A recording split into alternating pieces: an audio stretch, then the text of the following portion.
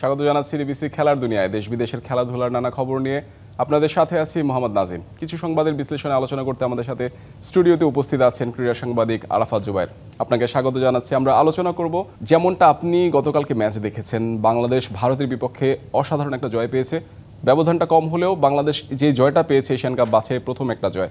এতদিন পর্যন্ত জয় অধরা ছিল, বেশ কয়েকটা ম্যাচ খুব ক্লোজ ম্যাচ হেরেছে, ড্র করেছে। কালকের জয়টা আপনি কিভাবে দেখবেন? ধন্যবাদ। আসলে কালকের জয়টা বাংলাদেশের ফুটবলের জন্য একটা দারুণ একটা উপলক্ষ, কারণ আসলে ভারতের সাথে বাংলাদেশের যে কোনো পর্যায়ে খেলা, সেটা ফুটবল হোক, ক্রিকেট হোক বা যে কোনো বয়সভিত্তিক পর্যায়ে হোক, একটা বাড়তি উন্মাদনা উত্তেজনা।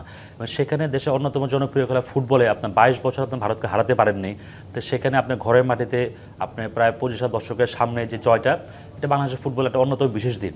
এবং এই জয়টা আসলে বাংলাদেশের ফুটবলে ভারতের সাথে জয়টা অনেকবারই এসে করে আসছিল না। যেমন 2019 সালে আপনি এশিয়ান কাপ বাছাই ভারতের মাটিতে বাংলাদেশ কলকাতার সল্টলেকে 60,000 দর্শকের সামনে 1 গোলে লিড ছিল, শেষ পর্যন্ত 80 মিনিটের পরে গোল হজম করে বাংলাদেশ ম্যাচ ড্র করেছে। এরকম প্রায় প্রতি ম্যাচই ভারতের সাথে আমরা জিতে জিতে ড্র করেছি বা ড্র করতে করতে হেরেছি। তো শেষ পর্যন্ত গতকালকে বাংলাদেশের মাটিতে জয়টি এসেছে এবং বাংলাদেশের ফুটবলের জন্য দারুণ উপলক্ষ।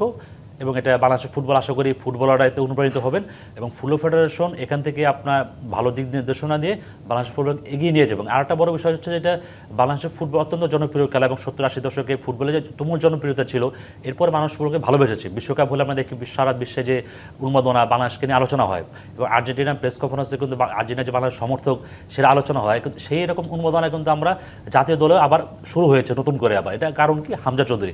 এবং হামজা চৌধুরী আসার পরও বাংলাদেশ ভালো খেলছিল, তারপর জিততে পারছিল না। এতে দর্শকদের মধ্যে খানিকটা মিশ্র প্রতিক্রিয়া হচ্ছিল, হামজাতে ভালো খেলছে, আমরা জিততে পারছি না। দর্শকদের মধ্যে খানিকটা অতৃপ্তি ছিল। কালকের যাওয়ার মাধ্যমে সে অতৃপ্তিও কেটে গেছে। আমি মনে করি এখন বাংলাদেশ ফুটবল ফেডারেশনের নতুন করে পরিকল্পনা করা উচিত, সামনের দিনগুলোতে কীভাবে বাংলাদেশ ফুটবলকে এগিয়ে নেওয়া যাবে। আমার মনে হয় 2025 সালে কালকে ম্যাচটা জাতীয় দলের শেষ ম্যাচ, এখন 2026 সাল থেকে বাংলাদেশের নতুন পথ চলা শুরু করতে হবে। বাংলাদেশ যেভাবে পরিকল্পনা করেছে, আপনার এমনটা এক প্রশ্নও আসছিল যে এর আগে যে কয়টা ড্র করেছে কিংবা ম্যাচ হেরেছে, দেশি বিদেশিদের মধ্যে একটা অসামঞ্জস্য ছিল যে বিদেশি কিংবা যারা প্রবাসী এসেছেন, হামজা, সমিত, ফাহমিদুল, তাদের কথা যদি আলাদা করে বলা হয়, তারা কিন্তু বিশেষভাবে ভালো নজর কেড়েছেন, ভালো কিছু খেলেছেন, বিশেষ পারফরমেন্সও দিয়েছেন। সেই জায়গায় তুলনা করতে গেলে দেশিরা কিছুটা পিছিয়ে আছেন। তো এই দেশি বিদেশিদের মধ্যে একটা সামঞ্জস্যদের অভাব, সেই জিনিসটা কি আসলে চোখে পড়েছে কিনা? না, এখানে একটু স্লাইডলি আমি বলবো। এখানে যারা বাংলাদেশ হয়ে খেলেন তারা সবাই বাংলাদেশি। এখানে হচ্ছে কি, কয়েকজন হচ্ছে প্রবাসী যারা ওখানে অরিজিন হয়েছে ভিন্ন দেশে, বা তাদেরও পরিবার বা তাদেরও আপনার বাংলাদেশ অরিজিন রয়েছে, সবাই বাংলাদেশি যারা খেলেছেন। এখানে বিষয়টা হচ্ছে যে হামজা এবং সামি সোম, তাদের যে quality, they are very very high level. সুতরাং তাদের সাথে আমাদের যারা স্থানীয় যারা ফুটবলার, যারা ঘোরা লিগগুলো খেলে, তাদের সাথে কিন্তু আপনার একটা পার্থক্য থাকবে। এটা আসলে ঘুচানোর মতো না। কিন্তু সবচেয়ে বড় বিষয়টা, হামজা যে বা সামি দুজনেই তারা যে পরিমাণ লোড নিয়ে খেলেন, দেখবেন আপনার আসলে হামজা এমন কোনো পরিসর নাই সেখানে সে যায় না। ধরেন আপনি বাংলাদেশ কর্নার পেয়েছে, সেখানে মনে করেন খুব দ্রুত সময় কাউন্টারটা ঘুরছে, বাংলাদেশের অন্য কোনো প্লেয়ার বল কাভার করতে না আসতে পারলেও যতটুকু চেষ্টা করেন, দেখবেন কয়েক মুহূর্তের মধ্যে হামজা এসে বল ক্লিয়ার করতেছেন। আসলে আমার দৃষ্টিতে মনে হচ্ছে যে আসলে প্রথম দিকে স্বাভাবিকভাবেই মনে করেন, যেহেতু তারা বাংলাদেশে ঘোরা ফুটবলে খেলেন না, বাংলাদেশের স্থানীয় যারা ফুটবলার রয়েছে তাদের সাথে মনে করেন সমন্বয় প্রথম দিকে খানিকটা একটু সমন্বয় থাকবেই। আর ম্যাচ বাই ম্যাচ এটা অনেকটাই ডেভেলপ হচ্ছে এবং আপনার স্থানীয় বা প্রবাহের সাথে যে মনে করেন যে এখন বেশ ভালো, অত্যন্ত ভালোভাবেই সেটা চলছে। এবং সামির সোম কিন্তু আপনার তিনি বাংলাদেশের ম্যাচের আগে 2 দিন আগে সাংবাদিকের সামনে এসেছিলেন এবং তিনি কিন্তু সবাইকে স্পষ্ট বলেছে আসলে এখানে কোনো স্থানীয় প্রবাসী নয়, সবাই বাংলাদেশি, আমরা বাংলাদেশের জন্যও খেলি এবং স্থানীয় প্রবাসী এটা করতে গেলে বাংলাদেশে ফল আসবে না। তো মাঠে আমরা দেখেছি আসলে এখানে অবশ্যই সবাই সব দেশের জন্যই খেলে। এবং আপনি দেখবেন কালকে শেষবাসী বাজার পরে হামজা এশিয়ান কাপ বাছাই বাংলাদেশের প্রথম ম্যাচে জয় লাভের অনুভূতি তিনি দেখবেন যে মাঠে শুয়ে পড়েছেন এবং সবাই আবেগাপ্রদ হয়েছে। তাই মনে করি আসলে এখানে সবাই বাংলাদেশের জন্যই খেলে, এখানে আসলে কোনো দেশি স্থানীয় এটা এখানে কোনো ভেদাভেদ নেই। আর এখানে আরেকটা বড় বিষয় হচ্ছে যে কোয়ালিটির যে বিষয়টা, সেখানে কোয়ালিটির বিষয়টা আসলে মনে করেন আপনার এখানে চেষ্টা, হার্ডওয়ার্ক এবং সমন্বয় পরিকল্পনার মাধ্যমে সেটা সমন্বয় করতে হবে। কারণ হামজা এবং সামিদের যে লেভেল, এই লেভেলে আসলে আমাদের বর্তমানে যে ফুটবলার রয়েছেন তাদের সেই লেভেলে পৌঁছানোটা বাস্তবিক অর্থেই সম্ভব না। এবং সেটা কিন্তু আপনার আমাদের প্লেয়ার যতটা চেষ্টা করেন, সেই চেষ্টার মাত্রাটাই কিন্তু হামজা এবং সামিদের বেশি, কারণ তারা জানেন তাদেরকে আরও বেশি এফোর্ট দিতে হবে এই কাভার আপটা, ব্যবধানটা একটু ঘোচানোর জন্য, কাভার আপ করার জন্য, যেটা হামজা এবং সামিদ কিন্তু দারুণভাবে করছেন। কোচের প্রসঙ্গটাও যদি একটু টানতে চাই, সেটা হচ্ছে আপনার কোচের এখন পর্যন্ত প্রশ্নবিদ্ধ একাদশ কিংবা অতীতেও যেরকম করে আপনার যে শুরুর একাদশে ভুল প্লেয়ার নির্বাচন, এরকম অনেক প্রশ্ন কিন্তু তার বিপক্ষে ছিল। একটা চাপা উত্তেজনা ছিল, যেটা হচ্ছে যে আপনার ভারত ম্যাচে কিন্তু তিনি চাকরি হারাতে যাচ্ছেন এমন একটা গুঞ্জনও ছিল। তো সেই জায়গাটাতে আপনার ভারতের কাছে যেহেতু বাংলাদেশ ভারতের বিপক্ষে জিতে গেছে, কাবরেরার ভবিষ্যৎটা আসলে বাংলাদেশের সাথে কতদিনের পথ চলা হতে পারে? না, এই যে আমি ফুটবল প্রেমী বা ক্রীড়া সাংবাদিক হিসেবে মনে করি আসলে মানে কাবরেরা অধ্যায় বাংলাদেশের শেষ হওয়া উচিত। কারণ তিনি প্রায় 4 বছর বাংলাদেশের কোচ রয়েছেন এবং তিনি তার যা সামর্থ্য, যোগ্যতা, মেধা, তার সর্বোচ্চটাই সব কিছু চেষ্টা করেন। সেরা প্লেয়াররা যেমন চেষ্টা করেন গোল করার জন্য বা গোল সেভ করার জন্য, দেশকে জেতানোর জন্য, তেমনি কোচও চেষ্টা করেন যাতে তার দল জিতে, তার পারফরমেন্স ভালো হয়, তার চাকরি থাকে। সুতরাং তার যে পারফরমেন্স, তার যে মেধা বিশ্লেষণ, তিনি সবটাই দিয়েছেন। তার আসলে আর বেশি কিছু দেওয়ার নেই। তো সুতরাং আমি মনে করি বাংলাদেশ কালকে জিতেছে, অবশ্যই আনন্দের বিষয়। এই আনন্দের আত্মতুষ্টিতে কাবরেরাকে খুব বেশি আপনার এখানে মানে মানে কন্টিনিউ করার আমি কোনো যৌক্তিকতা দেখি না। কারণ গতকালকে বাংলাদেশ জিতে, আলটিমেটলি বাংলাদেশের যে লক্ষ্য ছিল আবার 1980 সালে পর আবার এশিয়া কাপ খেলা, সে লক্ষ্য মানুষ পূরণ হয়নি। সুতরাং সে লক্ষ্য যদি পূরণ হয়নি, সুতরাং কাবরেরাকে এখানে কন্টিনিউ করার কোনো কারণ নেই। কারণ সবচেয়ে বড় বিষয় হচ্ছে যেটা আপনি হামজা এবং সামিতের মতো আপনার মানে প্লেয়ার রয়েছে, তারপরও আপনি যে টোটাল যে টিম কম্বিনেশন, আপনি যে প্ল্যানিং, এক্সিকিউশন বা টিম সিলেকশন বা প্রাইমারি সিলেকশন, প্রতিটা ক্ষেত্রে কিন্তু আপনার কাবরেরা মানে ভুল করে যাচ্ছেন, প্রশ্নের সম্মুখীন হয়ে যাচ্ছেন। মানুষ ভুল করতে পারে, একটা ম্যাচে ভুল হইতেই পারে, হিউম্যান এরর হইতেই পারে। জামালের কথাও যদি বলতে চাই, গতকালকেও কিন্তু জামালকে একাদশে রাখা হয়নি এবং পরবর্তীতে কিন্তু তিনি সাইড বেঞ্চেই ছিলেন। তো সেই জায়গাটাতে আসলে জামালের প্রতি একটু অবিচার করা হচ্ছে কিনা, কারণ জামাল আর হামজার জুটি কিন্তু দারুণ জমেছে। অতীতে দেখা গেছে যে হামজা 2টি অ্যাসিস্ট পেয়েছেন জামালের কাছ থেকে এবং 2টিই গোল করেছেন। সেই জায়গাটাতে আসলে জামালকে রাখা উচিত ছিল কিনা? না, জামালকে কালকে ম্যাচের একটা পর্যায়ে অবশ্যই মনে হচ্ছিল যে আপনার কালকে কিন্তু বাংলাদেশ মাত্র 3টা সাবস্টিটিউশন করেছে, 5টা সাবস্টিটিউশন সুযোগ ছিলই। তো সুতরাং জামালকে যদি মিডফিল্ডে আসতো জামাল, বিশেষ করে সোহেলেনার জায়গায়, আমার মনে হতো জামাল বেশ ভালোই করতে পারতো। এবং আপনার জামাল কিন্তু ম্যাচের আগের দিন প্রেস কনফারেন্সে বলেছেন যে আসলে হামজা এবং তার যে রসায়নটা খুব ভালো, এবং বাংলাদেশের অন্যতম সেরা যে গোল আপনার বাইসাইকেল কিক হামজা নেপালের বিরুদ্ধে যেটা করেছেন, এটা জামাল এসিস্টই করেছেন। এবং আমার মনে করি অবশ্যই জামাল অবশ্যই খেলার মতো তার যোগ্যতা রয়েছে এবং কোচের পরিকল্পনা, কৌশল, তাই খেলা না। এখানে আমি বলবো যে কোচ পাশাপাশি ফেডারেশন একটা বড় বিষয়। এশিয়ান কাপ বাছাই যখন শুরু হলো ভারতের সাথে জামাল এবং হামজার যে বিষয়টা আসলো, সেখানে কিন্তু জামাল প্রতিটা ম্যাচে সেই প্রেস কনফারেন্স মানে আসছে অধিনায়ক হিসেবে, পরবর্তী দেখা যাচ্ছে যে তিনি মাঠে খেলতে পারছেন না। এটা আসলে খুব বিব্রতকর। কারণ আপনি বাংলাদেশ টিমের একজন অধিনায়ক প্রেস কনফারেন্স করছেন, সারা বিশ্বে নিউজ হচ্ছে বা যারা অপোনেন্ট সবাই জানছে, কিন্তু মাঠে যে দেখছেন আরেকজন হাতে আমবেন, আবার যার হাতে আমবেন তাকেও আবার যখন উঠিয়ে নেওয়া হচ্ছে তখন আরেকজন হাতে আমবেন যাচ্ছে। এমনও হয়েছে একটা ম্যাচে বাংলাদেশে 3বার আমবেন বদল হয়েছে। এটা আমি মনে করি খুব দৃষ্টিকোণের বিব্রতকর বিষয় এবং এটা ফেডারেশনে অবশ্যই উচিত ছিল। এখনও বড় হাই টাইম যে আসলে ক্যাপ্টেন্সি নিয়ে সঠিক সিদ্ধান্ত নিতে হবে। যদি আপনি ফুটবলে ক্যাপ্টেন ক্রিকেটের মতো না, এটা অবশ্যই no doubt about it, but তারপরও আমি মনে করি যে আসলে যিনি মাঠে 90 মিনিট খেলবেন লিডিং ফ্রম দ্য ফ্রন্ট, তাকে ক্যাপ্টেন্সি দেওয়া উচিত। যদি মনে করেন কোচের পরিকল্পনা থাকে না জামালকে তিনি খেলাবেন না 90 মিনিটে, তাহলে ক্যাপ্টেন আরেকজন হবে, সমস্যা নাই, তাই না? তাহলে এরকম তো মানে করার কোনো মানে নেই আমার দৃষ্টিতে। সুতরাং এটা আসলে ফেডারেশনও মানে আমি মনে করি তাদের একটা তদারকির অভাব, যে আসলে এখানে মনে করেন যে তাদের আসলে এই ব্যাপারে কোনো পদক্ষেপ তারা নেই। বাংলাদেশ জিতেছে তার একটা স্বস্তি আছে, কিন্তু পাশাপাশি একটা অস্বস্তিও আছে। একাদশ নির্বাচন নিয়ে যদি বলা হয়, সেই জায়গায় আপনার জায়ান কিন্তু প্রথম ম্যাচে আপনার নেপালের বিপক্ষে কিছুটা চোট অস্বস্তিতে ছিলেন, কিন্তু পরবর্তীতে অনুশীলনে তাকে দেখা গেছে ফিট। জায়ানকে কালকে মানে আপনার পরীক্ষা করা হয়নি, একটা ভালো ফুটবলার ছিলেন। পাশাপাশি আপনার কাজেম শাহ, তিনিও কিন্তু মিডফিল্ডে ভালো খেলে থাকেন। তো সেই জায়গাটাতে আসলে বাংলাদেশ পরীক্ষা নিরীক্ষা কখন করবে? কারণ আপনার এই এত ভালো মানের ফুটবলারদের যদি আপনি সাইড বেঞ্চে বসিয়ে রাখেন, কখন পরীক্ষা নিরীক্ষা করবেন তাদের বিরুদ্ধে? না, গতকালকে জায়ান খেলেছে, জায়ানের পরবর্তীতে আপনার তাজউদ্দিন নেমেছে। বাট আসলে কাজেম শাহর বিষয়টা হচ্ছে কি, আপনার কাজেম শাহ যে আপনার হংকংয়ের সাথে যে ম্যাচটা ছিল বাংলাদেশ গত অক্টোবর উইন্ডোতে, সেখানে কাজেম শাহ কিন্তু আপনার 23 জনের স্কোয়াডই ছিল না। তো গতকালকে হয়তো কোচ মনে করেন আপনার এটাকে মিডফিল্ডার হিসেবে বা মনে করেন কাজেম শাহকে সে বিবেচনা করে নেই। কিন্তু তারপরেও আমি মনে করি যে আসলে কাজেম শাহ বলেন বা মনে করেন জায়ান আহমেদে কিন্তু তিনি যথেষ্ট পটেনশিয়াল তিনি দেখেছি। বিশেষ করে আপনারা যে অক্টোবরে যে ম্যাচটা, হোম ম্যাচটা যেটা ছিল আপনার এই ফার্স্ট ম্যাচটা, সেখানে কিন্তু জায়ান নামার পরে কিন্তু খেলা বাড়তি একটা গতি এসেছে। তো সুতরাং এখানে কিন্তু জায়ান আপনার এফসি আন্ডার 23 যে বাছাই ছিল যেটা ভিয়েতনামে, সেখানেও সে কিন্তু দুর্দান্ত খেলেছেন। তাই মনে করি আসলে যে বললাম না যে কোচের যে সমস্যাটা, জায়ান কিন্তু অক্টোবরের 9 তারিখে বাংলাদেশ হোম ম্যাচ খেলেছে, সেখানে ফার্স্ট 11 ডিজার্ভ করতো। তারপরে যখন জায়ানকে নামানো হলো, জায়ান নামার পর খেলা গতি পরিবর্তন হলো, তার পরবর্তীতে কিন্তু জায়ানকে আবার হংকংয়ে এ ম্যাচে খেলেছেন। তো সুতরাং আসলে একজন ভালো মানের কোচ তিনি কিন্তু যদি আসলে রাইট প্লেয়ার সিলেকশন রাইট টাইমে জায়ানকে যদি সে অক্টোবর 9 তারিখে ম্যাচে খেলা দেন প্রথম দিকেই, তাহলে হয়তো খেলার ফলাফল ডিফারেন্ট হতে পারতো। বাংলাদেশের কথা যদি বলি, এই বছরে বাংলাদেশ একটা জয় পেয়েছে। এত কষ্টের পর আপনার ড্র, তারপর হার, তারপর এত কিছুর পরে বাংলাদেশ একটা জয় পেয়েছে। এই জয়টা কি আসলে বাংলাদেশ ফুটবলের নতুন কিছুর বার্তা দিচ্ছে কিনা? না, অবশ্যই, কারণ আসলে হামজা চৌধুরী আসার পর বাংলাদেশের ফুটবলের নতুন উন্মাদনা তৈরি হয়েছে এবং আমরা একটা না, আমরা কয়েকটা ম্যাচ দিয়েছি আপনার নেপাল এবং আপনার ভুটানের সাথে, সেটা ফ্রেন্ডলি ম্যাচে, সেখানে বাছাই নয়, তারপর সেগুলো জয়।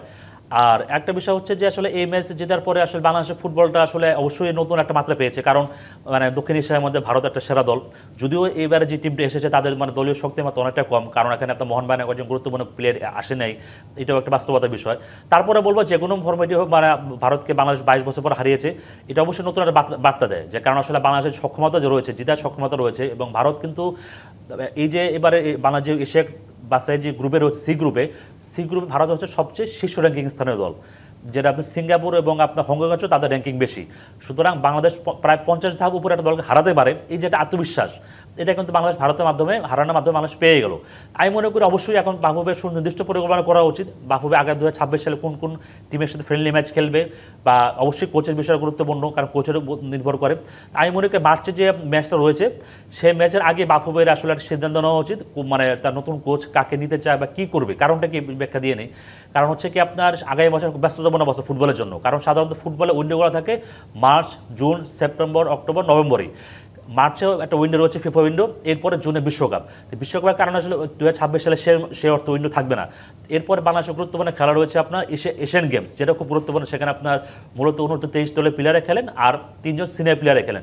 এশিয়ান গেমসও একটা ভালো প্রেস্টিজিয়াস টুর্নামেন্ট, তো সেই টুর্নামেন্টে যদি আপনি ভালো করতে হয়, সেই জন্য আপনি আগে থেকে পরিকল্পনা করতে হবে, যে ভালো পরিকল্পনা করতে হলে কোচকে বাংলাদেশ টিম হিসেবে জানতে হবে। তো সুতরাং মার্চ উইন্ডো ছাড়া যিনি কোচ হবেন বা যাকে কোচ করবেন তাকে বাংলাদেশ টিম হিসেবে জানতে হবে। আর মার্চ উইন্ডো পর একটা সমস্যা হচ্ছে, যেটা আপনার ধরেন এপ্রিল মের দিকে বাংলাদেশের ঘোরা ফুটবল শেষ হয়ে যাবে, তারপর আবার যে জুন জুলাই দিকে ট্রান্সফার হবে, আবার আগস্ট সেপ্টেম্বরের দিকে নতুন ঘোরা ফুটবল শুরু হবে। তো যিনি নতুন কোচ হবেন তাকে টিম সম্পর্কে জানতে হবে, বুঝতে হবে।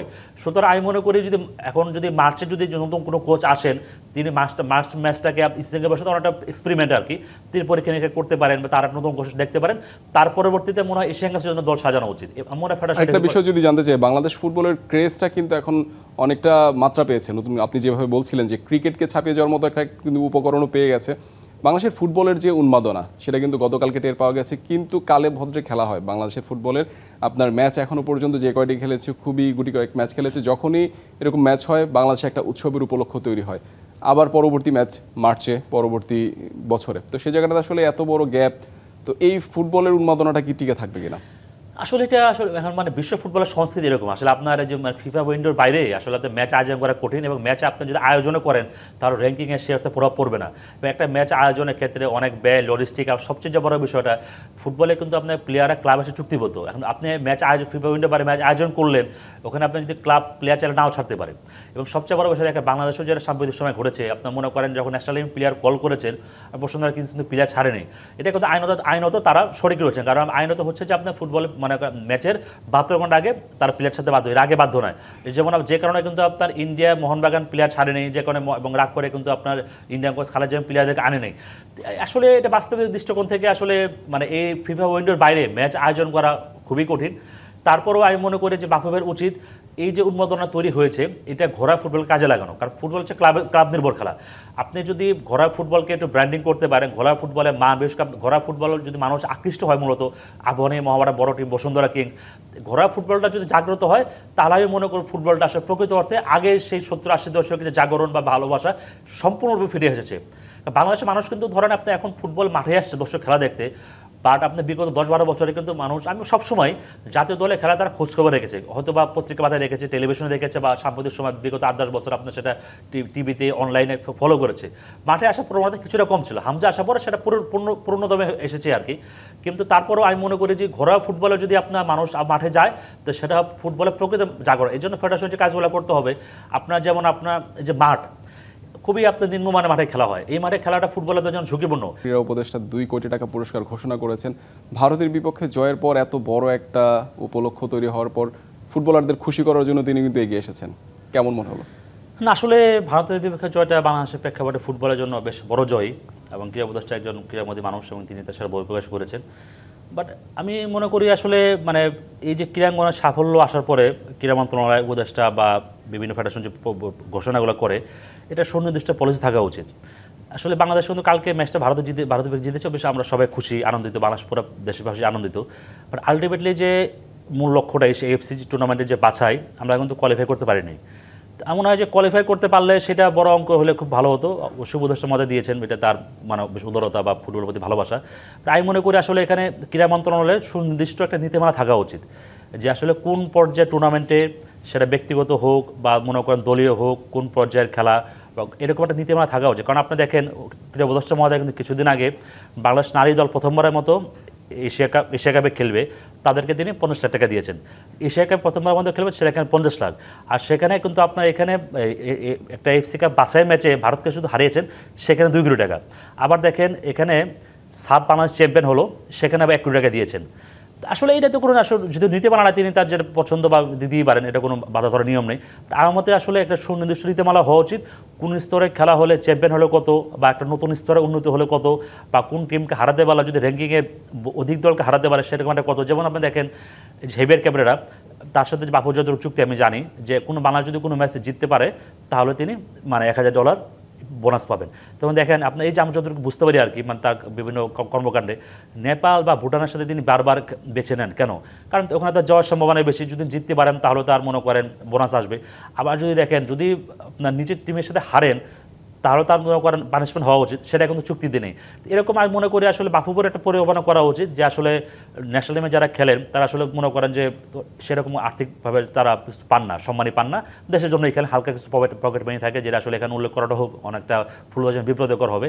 তাই মনে করি এরকম একটা জয় পেয়েছে বাফুফেরও উচিত যে আসলে একটা মানে গাইডলাইন সেট করা, যদি র্যাঙ্কিংয়ে ভালো টিমের সাথে জিততে পারে তাহলে ফুটবলাররা কত টাকা করে পারিশ্রমিক মানে সম্মানে বা বোনাস পাবে। কারণটা কি, কারণ এখন তো আসলে ফুটবলে অনেক স্পন্সর আছে, যেমন এই যে কালকে যে ম্যাচটা হলো, অনেক টাকা স্পন্সর আছে, বাফুফের টিকিট বিক্রি হয়েছে, অনেকটা আয় আসবে। তো যাদের জন্য এই আয়, হামজা, সামিদ বা জামাল বা মনে করেন মিতুল যারা রয়েছেন, তো সুতরাং তারা কেন পাবে না, তাই না? তো আমি মনে হয় বাফুফের উচিত এখানে গাইডলাইন করা, এবং আমি মনে করি কি উপদেষ্টা মহোদয় দিয়েছেন, এসে ফুটবল অনুপ্রাণিত হয়েছে, এবং গতকালকে ড্রেসিং রুমে দেখেছি তারা খুব একসাথে আনন্দ উদযাপন করেছেন, তারাও বেশ উদযাপন করবেন। আমি মনে করি ক্রীড়া মন্ত্রণালয় বা জাতীয় ক্রীড়া পরিষদে সুনির্দিষ্ট গাইডলাইন মেটিরিয়াল থাকা উচিত। আন্তর্জাতিক অঙ্গনে বাংলাদেশ কোনো গেমসে বা কোনো টুর্নামেন্টে, সেটা ফুটবল হোক, ক্রিকেট হোক বা অন্য খেলা হোক, কোন স্তরে খেললে কত টাকা পাবে বা কী হবে, এরকম নীতিমালা থাকলে বিষয়টা আরও সুন্দর হয় আর কি। কাবরের কথা বললেন যে আপনার সহজ প্রতিপক্ষ বেছে নেন, এই জায়গাটাতে আসলে কোচের একটু আপনার যে দুর্বলতা সেটা কি প্রকাশ পায় কিনা বারবার? এটা তো কিছুটা পেতেই পারে, কারণ আসলে আমি যেটা বললাম, আমি ব্যাক অফ দ্য মাইন্ড কাজ করি যে আসলে আমি যদি একটা দুর্বল টিমের সাথে খেলি, উইন করি, তাহলে আমার বাড়তি একটা এক্সট্রা ইনকাম হওয়ার তো সুযোগ রয়েছে। আর তাছাড়া আরেকটা বিষয় কি, আমি যেটা মনে করি কাবরেরা আসলে দীর্ঘ 3-4 বছর কাজ করেছে বাংলাদেশ সুতার কাছ থেকে দেখেছি, তিনি কিছুটা আপনার মনে করেন ডিফেন্সিভ সাইডে থাকার চেষ্টা করেন, যে আসলে বড় প্রতিপক্ষের সাথে খেলবো, এখানে হেরে যাবো বা এই করবে, সমালোচনা হবে। যে ধরুন আপনি নেপাল, ভুটান বা কাছাকাছি দলের সাথে খেলবেন, একটা পয়েন্ট পেলে বাংলাদেশ ভালো খেললো, মানুষ বাহবা দিবে, ফেডারেশন খুশি থাকবে, তিনি এরকম পলিসিতে বিশ্বাস করেন। বাট এখানে আরেকটা বিষয় আমি ফেডারেশনকে আমি একটু করবো, মানে পয়েন্ট আউট করবো, সেটা হচ্ছে যে অবশ্যই কোচই ঠিক করবেন তার যে স্ট্র্যাটেজি বা তার যে প্ল্যান, কোচই করবেন। তারপরে আমি মনে করি ফেডারেশনের উচিত ছিল আসলে কোচের সাথে বসা, যে আসলে আমরা আরেকটু বড় টিমের সাথে খেলতে পারি কিনা বা আরেকটু কিছু করতে পারি কিনা। কিন্তু এখানে ফেডারেশন দেখা যাচ্ছে যে কোচের প্রতি অলমোস্ট পুরোপুরি ডিপেন্ডেন্ট, যে আসলে কোচ যেটা বলছেন তারাই সেভাবে ফেডারেশন কাজ করছেন।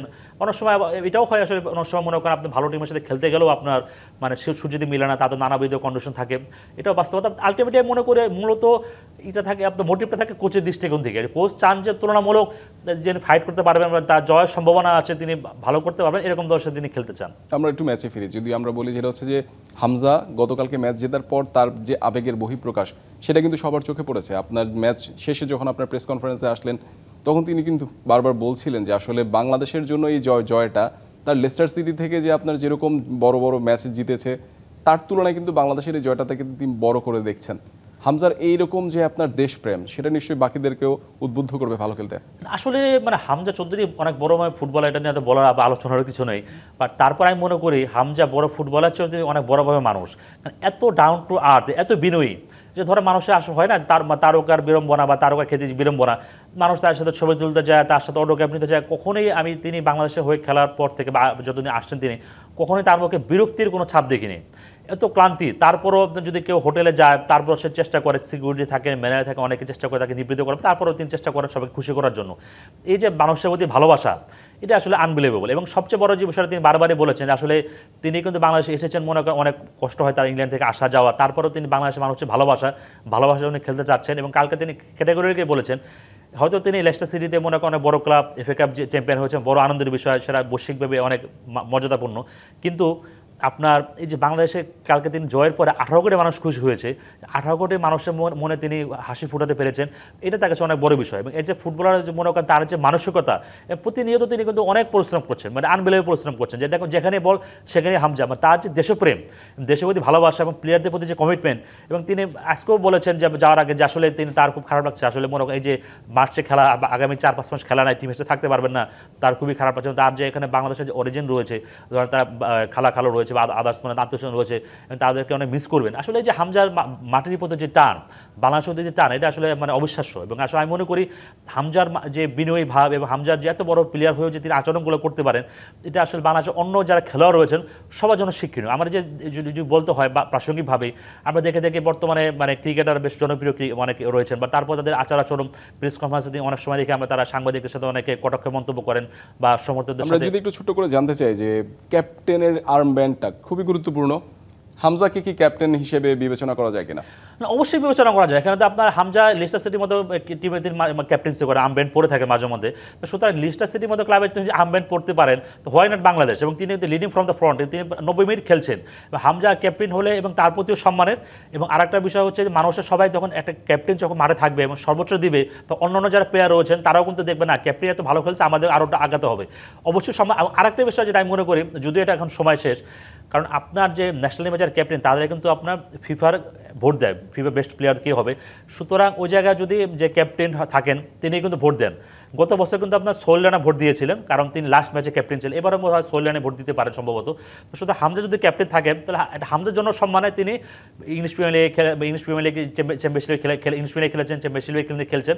সুতরাং বিশ্বমঞ্চে তিনি বাংলাদেশ প্রতিনিধিত্ব করছেন হামজা চৌধুরী, তিনি ভোট দিতে পারছেন। আমার মনে হয় এটা অবশ্যই ফেডারেশন উচিত 2026 সাল থেকে হামজাকে ক্যাপ্টেন্সি হাতে তুলে দেওয়া। আপনাকে অসংখ্য ধন্যবাদ আমাদের সাথে যুক্ত হওয়ার জন্য। ধন্যবাদ আপনাকেও।